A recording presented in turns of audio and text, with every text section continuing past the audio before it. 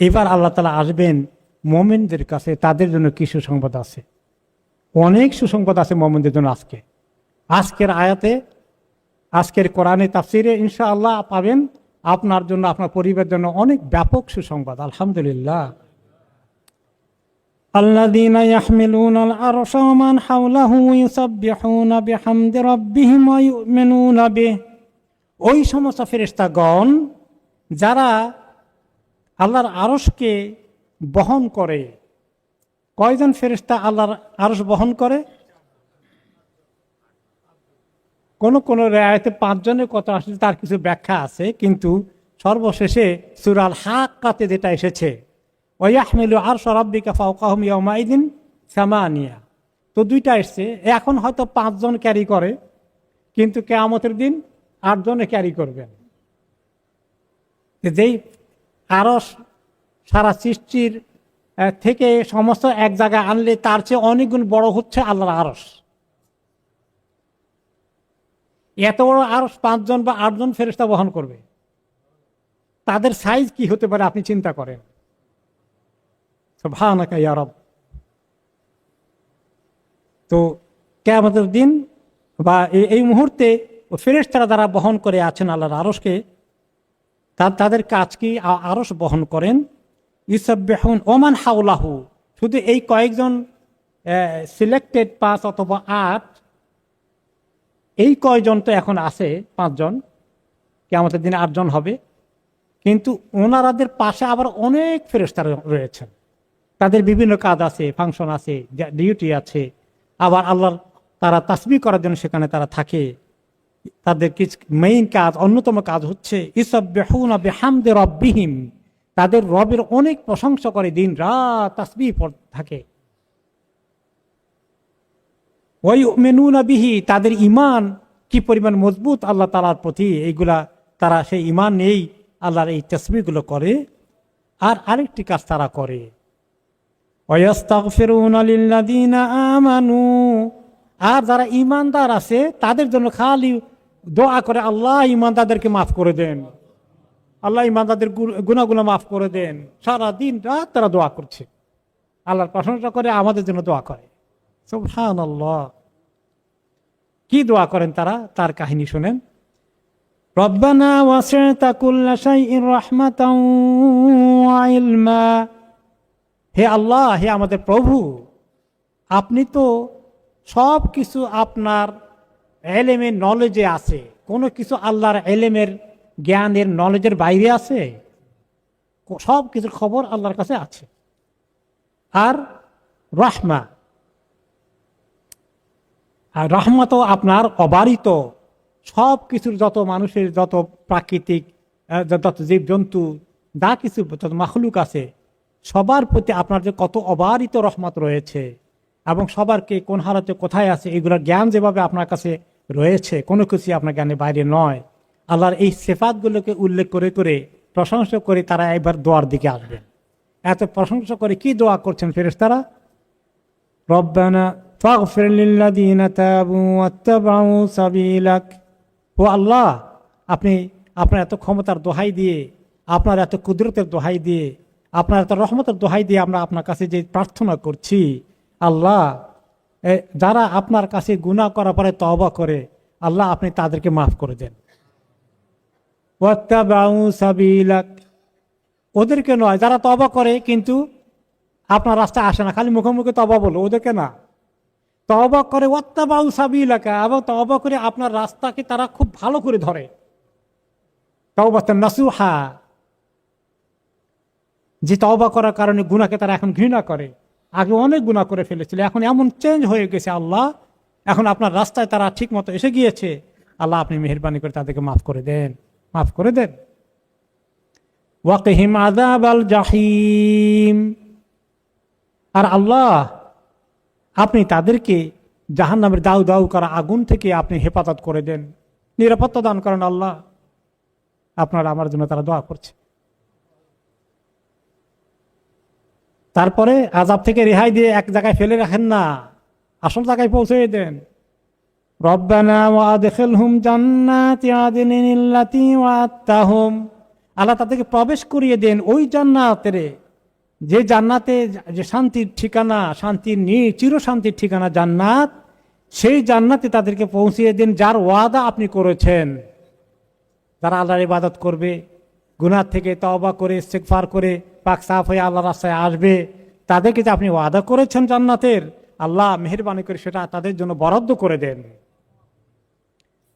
শুধু তাদেরকে নয়, আল্লাহ তাদের উসিলায় তাদের প্রতি যদি খুশি হয়ে যান, এই জান্নাত বরাদ্দ করে দেন, তাহলে তাদেরকে আরেকটু আপনি এক্সট্রা বকশিশ দেন। সেটা কি? ওমান সালাহা মিন আবাইহিম, তাদেরকে শুধু আল্লাহ মাফ করে দিয়ে জান্নাত দিয়েন না, এই নেককারগুলোর বাপ মা দাদা দাদি উপরের দিকে কদ্দুর পর্যন্ত যাবে আল্লাহ তাআলাই ভালো জানেন, যে তাদেরকে এদের উসিলায় আল্লাহ আপনি তাদেরকেও মাফ করে দিয়ে তাদেরকেও জান্নাতে ঢুকাই দেন। সুবহানাল্লাহ, কত বড় নিয়ামতের খবর আল্লাহ তাআলা দিয়েছেন। এবং তিনি এই কথাগুলো ফেরেশতাদের কাহিনী উল্লেখ করেছেন আমাদেরকে হতাশ করতে না নিরাশ করতে, উৎসাহ দিতে, হতাশ করতে নয়, নিরাশ করতে নয়, আমাদেরকে আল্লাহর দিকে আসার জন্য আগ্রহী করতে। পাইছেন একদিন একটু ডিস্টার্ব করে। তারপরে আল্লাহ তাআলা বলছেন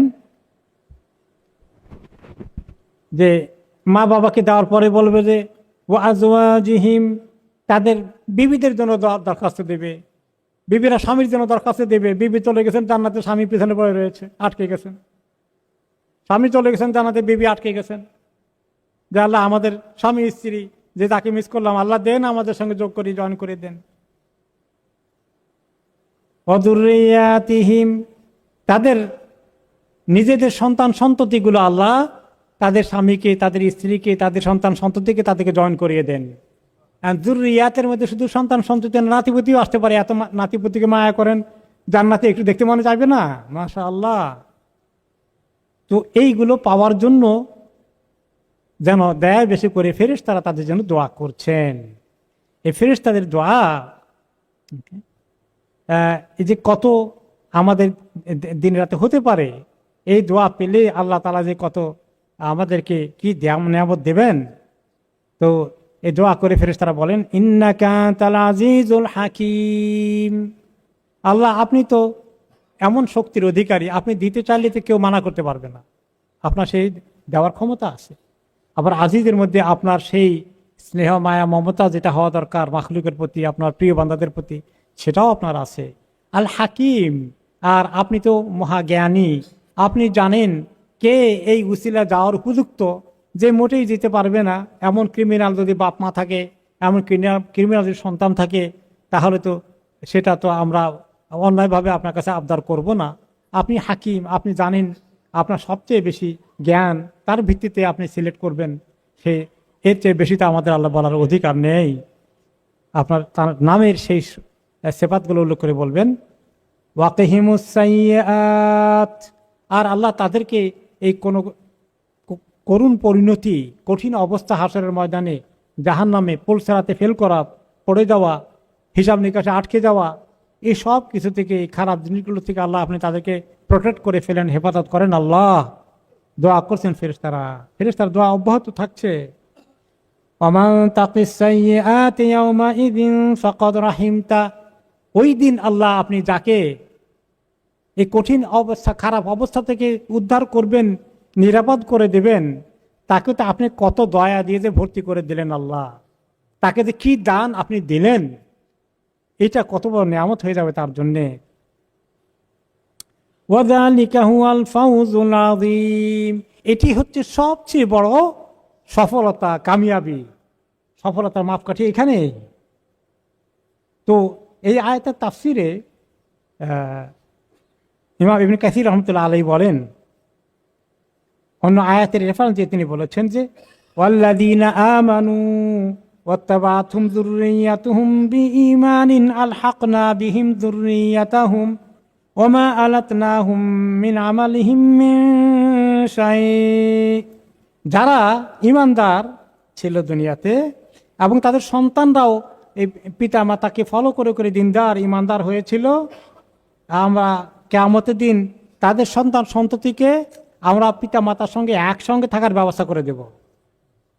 ওমা আলাতনাহুম মিন আমালিহিম মিন শাই, তাদের কোনো আমলের কোনো কিছু আমরা বেকার নষ্ট করে দেব না, সব কিছু পাওনা সুন্দর করে বুঝিয়ে দেব। যে যাত্রা কোনো পাওয়া সে সেখানে পাবে। এখন কথা হলো যে যেই ব্যক্তি উপরের লেভেলে চলে গেছে, বাপ মা উপরের লেভেলে চলে গেছে, সন্তান নিচে লেভেলে আসে। এখন সন্তান নিচে লেভেলে আসে, পিতামাতা উপরে চলে গেছে। এখন তো তাদের তো আমল অনুযায়ী তো ডিফারেন্ট লেভেলে তাদের বরাদ্দ হয়ে গেছে।